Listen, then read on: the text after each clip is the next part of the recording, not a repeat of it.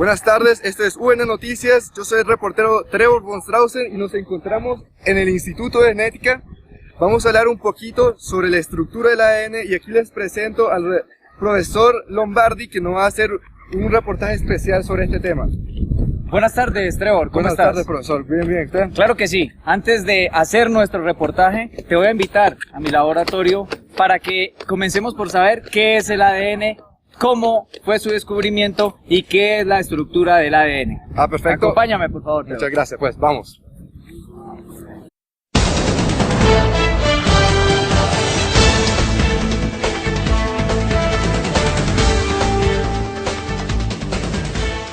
Estamos de vuelta con el profesor Lombardi. El profesor va a continuar con su presentación. Por favor, profesor.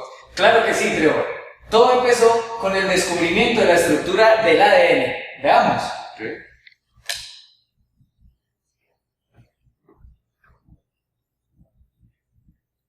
Charles Darwin fue un naturalista inglés que postuló que todas las especies de seres vivos han evolucionado con el tiempo. Su obra fundamental, El origen de las especies por medio de la selección natural, fue publicada en 1859. Gregor Mendel fue un monje naturalista nacido en Austria que descubrió, por medio de los trabajos que desarrolló, las hoy llamadas leyes de Mendel, que rigen la herencia genética. Friedrich Nietzsche, biólogo y médico suizo, aisló dos ácidos nucleicos y así preparó el camino para su identificación como los portadores de la información genética. Walter Fleming fue uno de los fundadores del estudio de la citogenética. Descubrió la cromatina, que está formada por lo que ahora llamamos cromosomas, que a su vez contienen nucleína o ADN. Thomas Morgan determinó que el hecho de que algunos genes permaneciesen unidos generación tras generación sugería la existencia de un mecanismo de unión. Frederick Griffith, médico y genetista británico, descubrió lo que él llamó principio de transformación. Patrick Levin, bioquímico ruso-estadounidense que estudió la estructura y función de los ácidos nucleicos. Él caracterizó las diferentes formas de ácidos nucleicos, ADN de ARN, y encontró que el ADN contenía adenina, guanina, timina, citosina, desoxirribosa y un grupo fosfato. Oswald Avery descubrió en 1944 que el ADN es el material del que los genes y los cromosomas están formados y de cómo estos definen la sexualidad del ser humano. Erwin Chargaff analizó las bases nitrogenadas del ADN en diferentes formas de vida, concluyendo que la cantidad de purinas no siempre se encontraba en proporción igual a las de pirimidinas. Pero bueno, profesor, ¿cómo fue que comenzó esto? Claro, Trevor.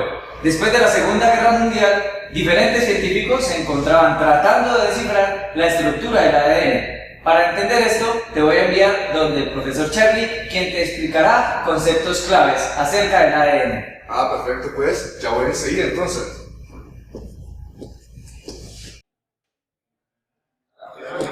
Buenas tardes, profesor Charlie. Buenas tardes. Me acaba de mandar el profesor Guido para que me hable un poquito sobre la historia del ADN y las figuras claves que participaron en ese descubrimiento. Por supuesto. El profesor Guido me estuvo contando, entonces aquí tengo una presentación y podemos ponernos a verla. Pues, muchísimas gracias, perfecto. El descubrimiento de la estructura del ADN fue el resultado del ingenio y del afán de dos científicos en hallar la respuesta exacta a una pregunta que se convertía en problema en la ciencia de los años 50. ¿Cómo es la estructura de la molécula que permite que las características genéticas pasen de generación en generación? La cristalografía de rayos X fue la técnica central en la respuesta a esta pregunta. Cuando un haz de rayos X se dirige hacia una sustancia cristalizada, se producen puntos de diferentes intensidades que pueden ser visualizados en una película fotográfica. El patrón de difracción resultante es la firma de la molécula. Los rayos X que atraviesan una estructura helicoidal difractan en ángulos perpendiculares al eje, creando un patrón de difracción en X. Arriba, abajo y a los lados hay 4 formas en diamante. Estos indican que la hélice es continua. Las manchas que forman el patrón en X están organizadas en capas, una característica típica de las estructuras helicoidales repetitivas. Sin embargo, la cuarta capa no existe.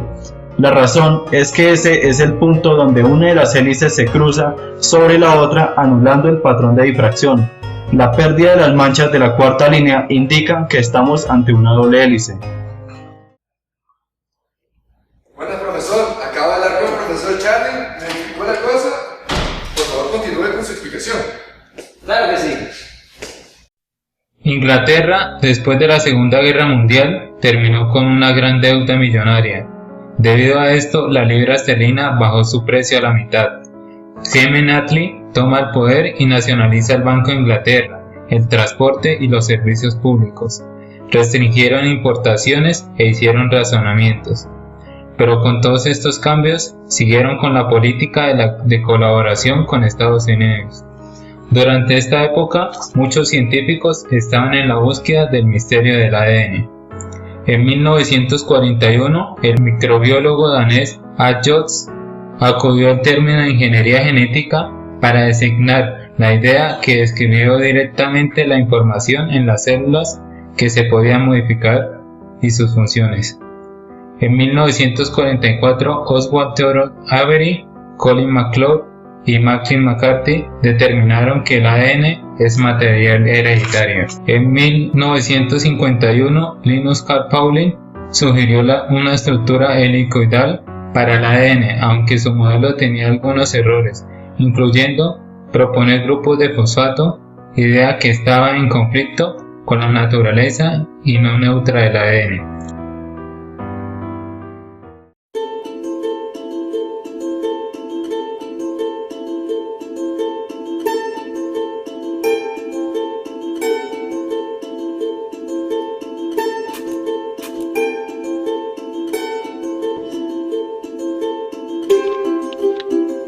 Durante uno de mis viajes en la ciudad de Nápoles, me encontré con el físico Maurice Wilkins, quien me enseñó diferentes fotografías del ADN establecidas mediante la cristalografía de rayos X. En ese momento, decidí que quería dedicar mi carrera científica a determinar la estructura del ADN. Entonces, solicité mi inmediato traslado al Instituto Cavendish de la Universidad de Cambridge. Al llegar a la Universidad de Cambridge, visité el laboratorio del profesor Francis Crick, dentro del Instituto Cavendish. Al conocerlo, descubrí que ambos compartíamos el mismo interés por la molécula del ADN y con base en esto, decidimos investigarla juntos.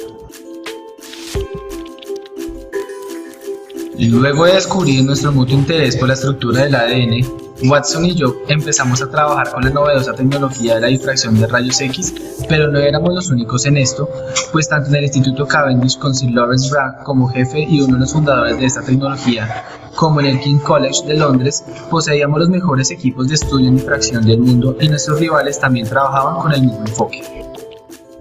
En el King's College, Maurice Wilkins y Rosalind Franklin, ambos expertos contemporáneos en cristalografía de rayos X, se encontraban estudiando el ADN. Lograron, mediante una muestra de alta pureza, deshidratar el ADN, produciendo una estructura simétrica, ordenada y repetitiva.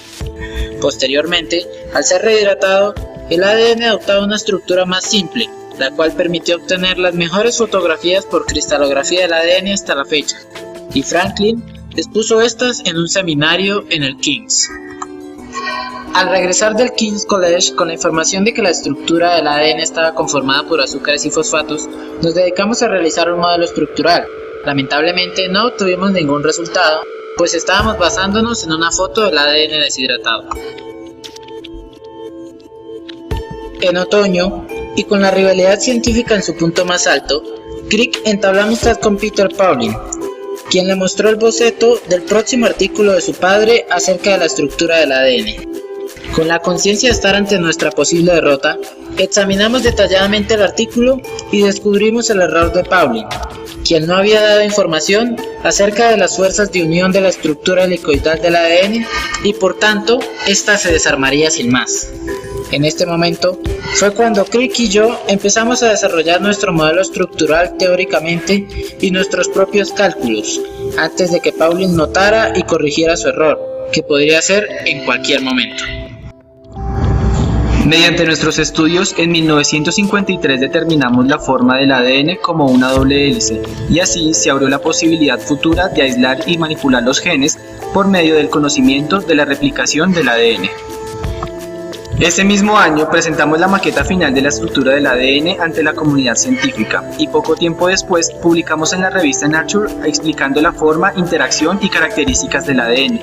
Finalmente, 10 años después, nos fue otorgado el Premio Nobel de Medicina a Watson, Wilkins y a mí.